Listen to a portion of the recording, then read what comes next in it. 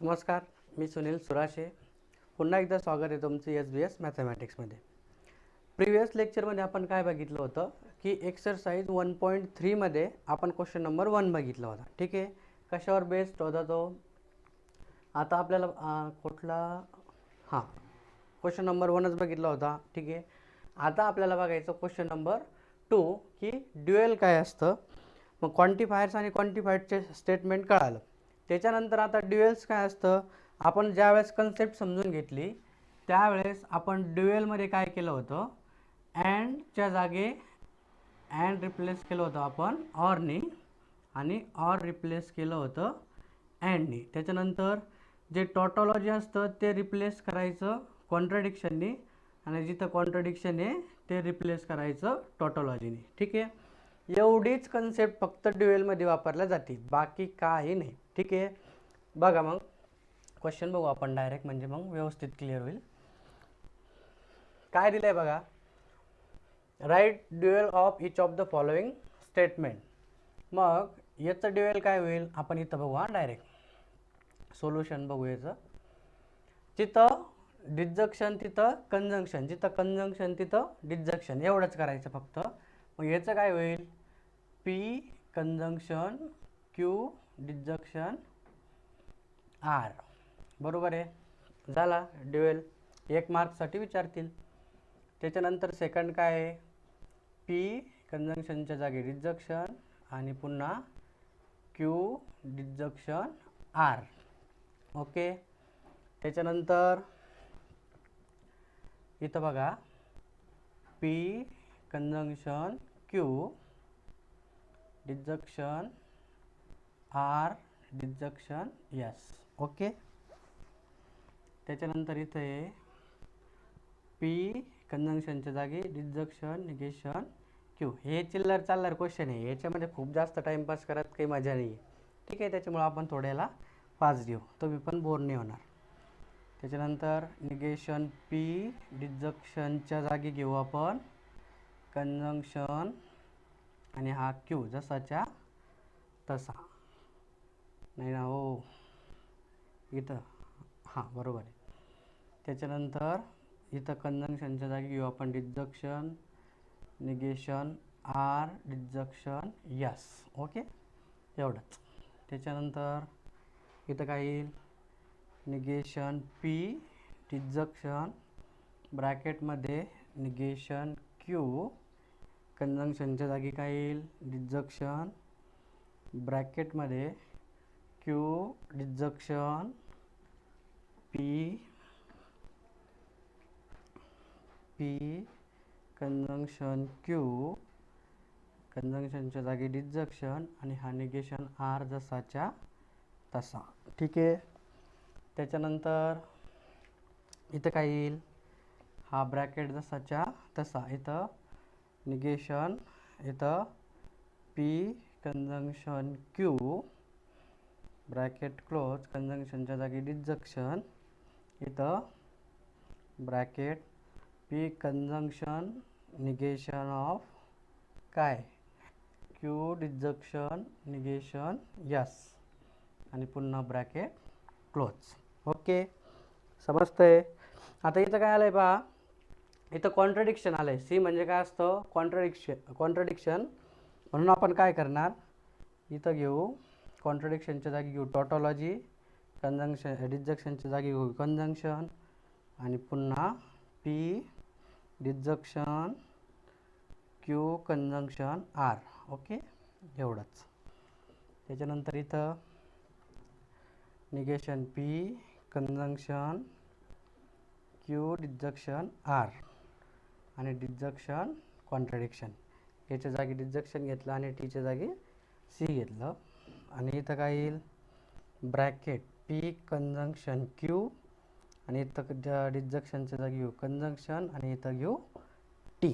Okay, असं असतं बघा ड्युएल. ठीक आहे, एकदम साधी सरळ आणि सोपी कन्सेप्ट आहे. चला एक काम करा, याचं वाला स्क्रीनशॉट घेऊन घ्या, मग बघू आपण last question, third question. Next question आहे बघा आपला थर्ड. काय म्हणणं त्यांचं, write the negation of following. आता निगेशन बघायच्या अगोदर आपण याची कन्सेप्ट काय बघितली होती ते बघा. काय दिलं होतं आपल्याला कंपाऊंड स्टेटमेंटसाठी निगेशन ऑफ कंजंक्शन असं जर असेल, negation of P conjunction Q, हे काय होतं आपलं, हे होतं negation P disjunction negation Q. Negation P disjunction Q हे काय होतं, negation P conjunction negation Q. त्याच्यानंतर इम्प्लिकेशनसाठी निगेशन काय होतं, हे होतं पी कंजंक्शन निगेशन क्यू. त्याच्या नाही पी अँड निगेशन क्यू. त्याच्यानंतर डबल इम्प्लिकेशनसाठी काय होतं आपलं निगेशन, इथं होतं पी कंजंक्शन निगेशन क्यू और Q conjunction negation P. Okay, हे जे चार होते हे काय वापरत होतो आपण, याच्यासाठी वापरत होतो की कंपाऊंड स्टेटमेंटचं निगेशन कसं घेतो. त्याच्यानंतर याच्यामध्ये एक दोन बदल करावं लागते बघा.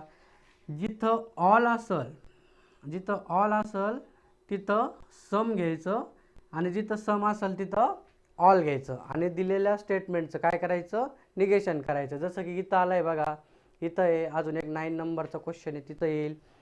त्याच्यानंतर देर एक्झिस्ट जिथं असेल तिथं काय करायचं, फॉर ऑल. ओके, हा एक्झिस्टेन्शियल क्वांटिफायर आणि हा युनिव्हर्सल क्वांटिफायर्स. मग इथं काय करणार, जिथं ऑल आहे तिथं सम घेणार, जिथं एक्झिस्टेन्शियल आहे तिथं युनिव्हर्सल घेणार, जिथं युनिव्हर्सल आहे तिथं एक्झिस्टेन्शियल घेणार आणि दिलेल्या समोरचं स्टेटमेंट आपण काय करणार, त्याचं निगेशन घेणार. ठीक आहे, मग आपण आपला ॲक्च्युअल क्वेश्चन बघू बघा. 3rd नंबरचा काय दिलं आहे त्यांनी, write the negation of following. आता पहिला जो क्वेश्चन आहे त्याचं काय दिलं आहे, आपण डायरेक्ट सोल्युशन बघू. आता पहिले काय करायचं माहिती आहे का, दिलेल्या स्टेटमेंटचं सिम्बॉलिक फॉर्म लिहायचा आणि मग त्याचं काय करू आपण, निगेशन घेऊ. या चारपैकी वापरून एखादं निगेशन कसं येतं ते बघू. आता इथं काय आहे, सिम्बॉलिक फॉर्म बघा. हे एक स्टेटमेंट दिलं आहे आणि हे एक स्टेटमेंट दिलं आहे. जोडलं कशाने येते, कोणत्या कनेक्टिव्हनी जोडलं आहे, डिजक्शननी जोडलं आहे. मग आपल्याला काय करायचं, जिथं डिजक्शन असतं तिथं काय करायचं, कंजंक्शन. जिथं अँड तिथं आपण करणार ऑर. ठीक आहे, मग आता काय करू, इथं बघा सिम्बॉलिक फॉर्म कसा येईल याचावाला, इथं मी म्हणतो सिम्बॉलिक फॉर्म याचं येईल पी डिजक्शन क्यू असा येईल सिम्बॉलिक फॉर्म. आणि निगेशन काय येईल, मग याचं निगेशन काय असतं, हे बघा पी डिजक्शन क्यूचं negation P conjunction negation Q. मग इथं घेऊ आपण देअरफॉर इथं x+8 इथं ग्रेटर दॅन आहे की नाही, आपण याला असं म्हणणार नॉट ग्रेटर दॅन 11. हे झालं पहिले याचं निगेशन. निगेशन पी डिजक्शनच्या जागी कंजंक्शन म्हणजे काय, ऑरच्या जागी घेणार आपण अँड. आणि याचं काय येईल, y-3 is not equal to 6. हे बघा याचं व्हेरिएबलमध्ये जर दिलेलं असेल तर निगेशन असं असतं बरं, जिथं ग्रेटर दॅन असेल तिथं नॉट ग्रेटर दॅन, जिथं लेस दॅन असेल तिथं नॉट लेस दॅन, अशा पद्धतीनं काय करायचं, निगेशन घ्यायचं. त्याच्यानंतर सेकंड क्वेश्चन आहे बघा, याचा सिम्बॉलिक फॉर्म कसा येईल आपल्याला, P conjunction Q. Therefore P conjunction क्यूचं काय असतं negation, negation P disjunction negation Q म्हणजे काय येईल ते, 11 इज नॉट लेस दॅन 15 अँडच्या जागी येईल ऑर आणि इथं येईल 25 इज नॉट ग्रेटर दॅन 20. संपलं, एवढं असतं निगेशन. त्याच्यानंतर इथं बघा थोडं मोठा क्वेश्चन आहे, मोठा म्हणजे लेनली आहे, बाकी काही नाही. काय आहे सिम्बॉलिक फॉर्म बघा, quadrilateral is a square and it is a rhombus. ठीक आहे, मग आपलं पहिले काय येईल, क्वाड्रिलॅटरल इज अ स्क्वेअर हा पी, हा काय येईल पी, अँड म्हणजेच काय कंजंक्शन आणि इट इज अ रोम्बोस हे काय येईल क्यू. ओके, मग याचं पुन्हा आपण तेच घेणार. आता इथं बघा काय करायचं, निगेशन पी घ्यायचा की नाही आपल्याला, मग क्वाड्रिलॅटरल इज अ स्क्वेअर याचं निगेशन काय येईल, quadrilateral is not a square. मग इथं घेऊ आपण quadrilateral is not a square अँडच्या जागी आपण काय घेणार or it is not a काय रोम्बोस. हे झालं त्याचं निगेशन. सिम्पली फक्त वर्बल फॉर्म आणि सिम्बॉलिक फॉर्म काय असतो याच्याकडं पद्धतशीर लक्ष द्या. ओके, नेक्स्ट आहे बघा काय याचं सोल्युशन. सिम्बॉलिक फॉर्म काय येईल याचा. It is cold and raining, म्हणजे it is cold and it is raining असे दोन येईल, पी आणि क्यू. म्हणजेच काय येईल पी कंजंक्शन क्यू. ओके, आणि याला काय करावं लागेल आपल्याला. इट इज काय कंजंक्शन आहे की नाही.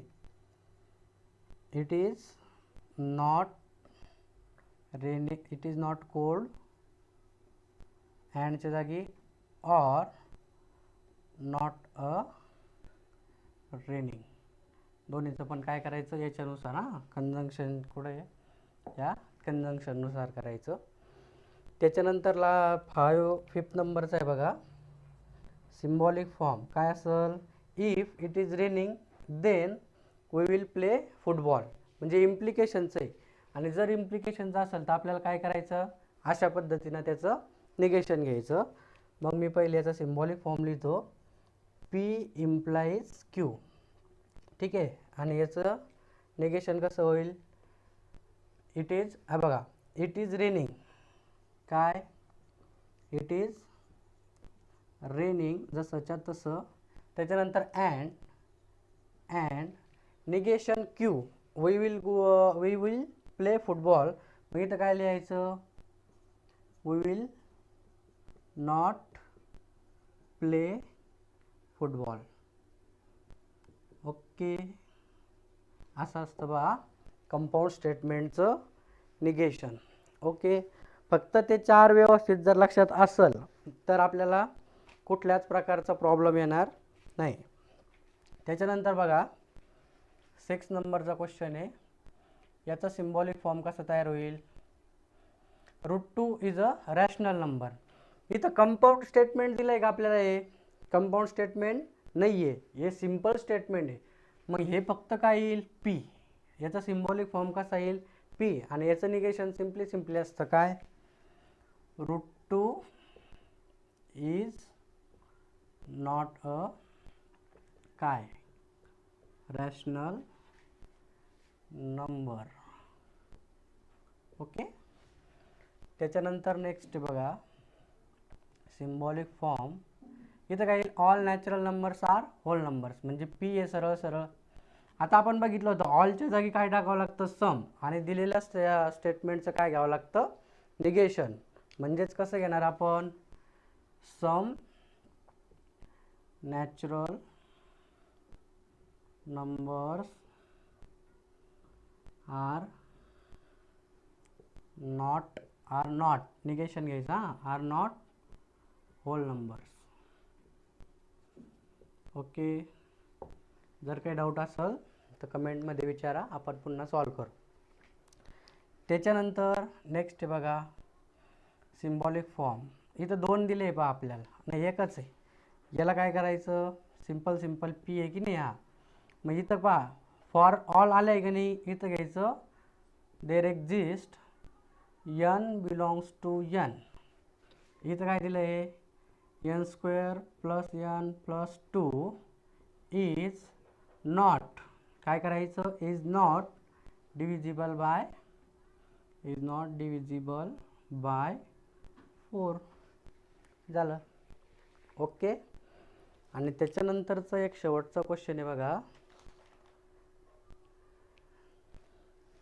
किती नंबरचा आहे तो. 8 झाला की नाही. 9 नंबरचा क्वेश्चन आहे. मी याला बॉक्स करतो म्हणजे मग तुम्हाला पण व्यवस्थित लक्षात राहील. 9 नंबरचा question.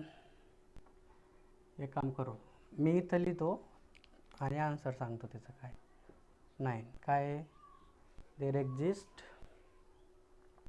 x belongs to n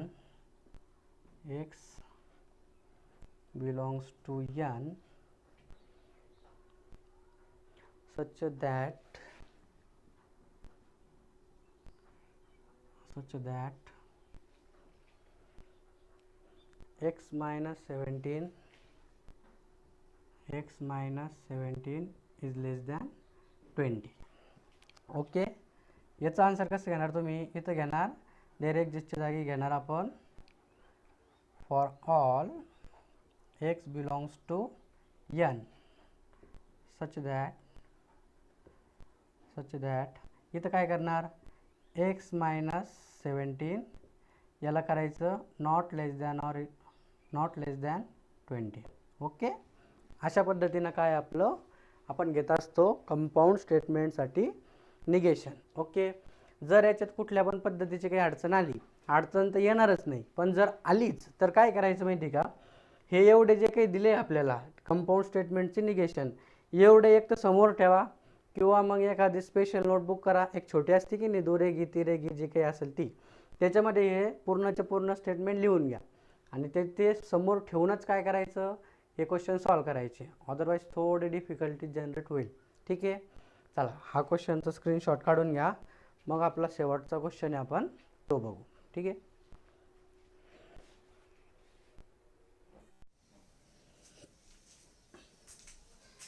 last question आहे बघा आपला. कुठला?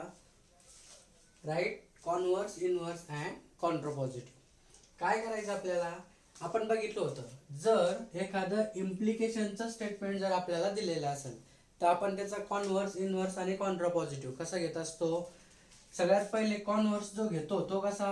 Q इम्प्लाइज P, म्हणजे जे P आणि Q असेल त्याला आपण अल्टरनेट उलट करणार आणि त्याला इफ देनच्या स्वरूपामध्ये जोडून देणार. ठीक आहे, त्याच्यानंतर इनव्हर्स कसा काढत असतो आपण? Negation P implies negation Q, म्हणजेच काय? त्याला आपण दोन्ही स्टेटमेंटचं निगेशन घेणार आणि मग आपल्याला भेटणार inverse of the given statement. त्याच्यानंतर कॉन्ट्रापॉझिटिव्ह काय असतो?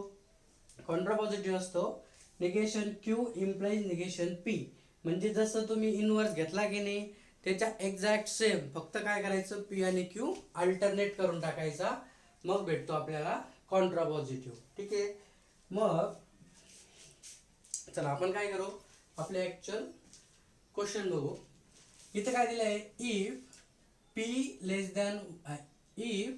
x लेस than y then x square less than y square. ठीक आहे, असं दिलंय आपल्याला स्टेटमेंट.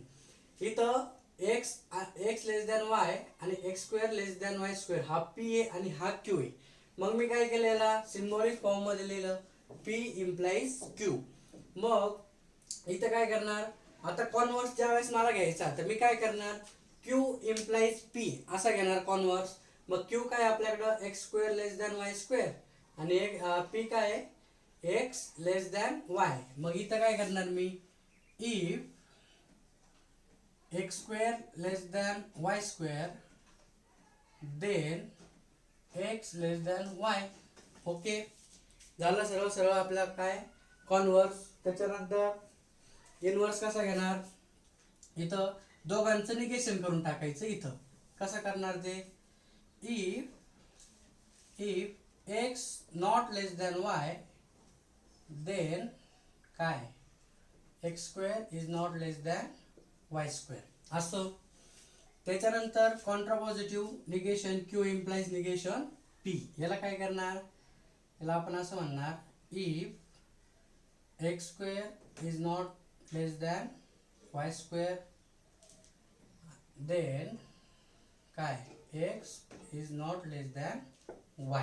ओके, सरळ सरळ असं असतं कॉन्व्हर्स, इनव्हर्स आणि कॉन्ट्रापॉझिटिव्ह. त्याच्यानंतर काय करायचं? नेक्स्ट क्वेश्चन आहे बघा. If surface area decreases then pressure increases. दोन स्टेटमेंट आहे. कुठले कुठले? एक सरफेस एरिया डिक्रीजेस याला आपण P म्हणणार आणि प्रेशर इन्क्रीजेस याला आपण Q म्हणणार आणि याला सिम्बॉलिक फॉर्म मध्ये लिहिलं मग P इम्प्लाइज Q. कॉन्व्हर्स काय असतो याचा? Q इम्प्लाइज P, म्हणजे काय? आधी Q घेणार आणि मग नंतर P. मग मी याला असं म्हणतो इफ प्रेशर इन्क्रीजेस देन काय?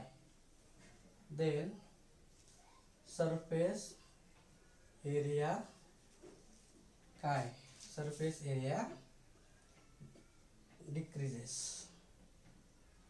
Surface area decreases. थोडं ऍडजस्ट करून घ्यायचं. त्याच्यानंतर इनवर्स काय, दोघांचं पण निगेशन घेऊन टाकायचं. म्हणजे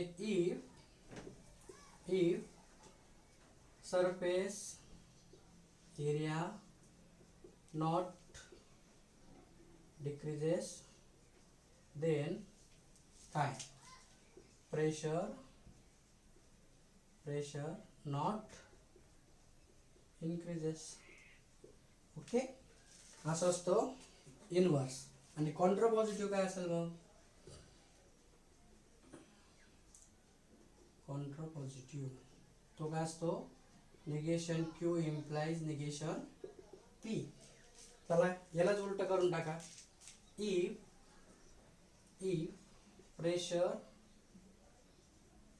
प्रेशर नॉट increases then काय, then surface area not decreases.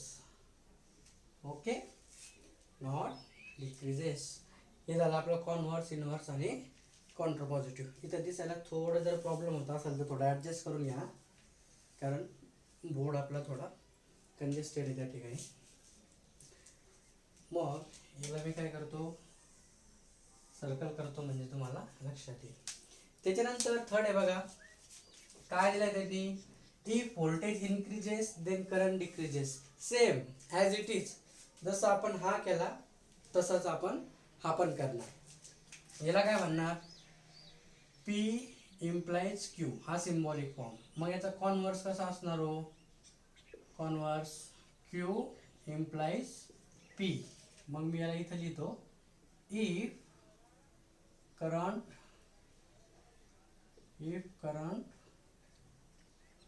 Decreases then काय व्होल्टेज इन्क्रीजेस. ओके, त्याच्यानंतर इनवर्स कसा असणार, inverse negation P implies negation Q. चला दोघांचं निगेशन घ्या. इफ व्होल्टेज काय, if voltage is not increases then काय current is not decreases. सरळ सरळ काय करून टाकायचं, दोघांचं पण निगेशन घेऊन टाकायचं. आणि मग कॉन्ट्रा पॉझिटिव्ह काय भानगड असेल, कॉन्ट्रा पॉझिटिव्ह कसं घेणार, negation Q implies negation P. म्हणा मग काय, if current is not decreases then काय, देन व्होल्टेज इज नॉट काय इन्क्रीजेस. ओके, अशा पद्धतीने काय आपलं कॉन्व्हर्स, इनव्हर्स आणि कॉन्ट्रा पॉझिटिव्ह. ठीक आहे, यात कोणाला काही अडचण नसायला पाहिजे. मग अशा पद्धतीने आपण काय केलं की 3 गोष्टीवर हा एक्सरसाइज बघितला. कुठल्या, एक क्वांटिफायर्स आणि क्वांटिफाईड स्टेटमेंट काय असतं, त्याच्यानंतर ड्युएल काय असतो, आणि त्याच्यानंतर इथं कॉन्व्हर्स, इनव्हर्स आणि कॉन्ट्रा पॉझिटिव्ह. आणि मध्ये एक बघितला होता negation of compound statement. Okay, इथपर्यंत हा चॅप्टर एकदम सरळ साधा आणि सोपा, एकदम स्ट्रेट फॉरवर्ड होता. कोण्याही येड्या माणसाला कळल असा हा चॅप्टर आहे. ठीक आहे, त्याला खूप मोठी काही अशी अक्कल पाहिजे असं काही नाही आहे, किंवा सायन्सचं भलं मोठं तत्त्वज्ञान पाहिजे असंही पण काही नाही आहे. ज्याला एक थोडं कळतं ग्रामर, किंवा ज्याला थोडंफार एक शब्दांची, अक्षरांची ओळख आहे, त्याच्यासाठी मॅथमॅटिकल लॉजिक हा फुकट मार्क्स देणारा चॅप्टर आहे.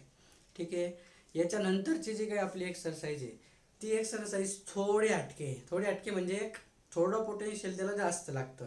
तिथं कळतं की नाही बॉ लॉजिक काय भानगड आहे, आणि मग तिथं आपल्याला कळायला पाहिजे की नेमकं आपण कुठली व्हेरिएबल कुठं वापरावं, कुठलं स्टेटमेंट कुठं टाकावं, ते कसं टाकायचं, काय टाकायचं, काऊन टाकायचं ते बघू आपण नेक्स्ट लेक्चरला. ठीक आहे, तोपर्यंत तुम्ही याचा स्क्रीनशॉट काढून घ्या. इथपर्यंत चांगला अभ्यास करा. इथपर्यंत चांगलं कळालं असेल तर पुढची एक्सरसाइज समजायला तुम्हाला खूप मोठं काही जड जाणार नाही. ठीक आहे, टेक दी स्नॅपशॉट. मग बघू आपण नेक्स्ट लेक्चरला.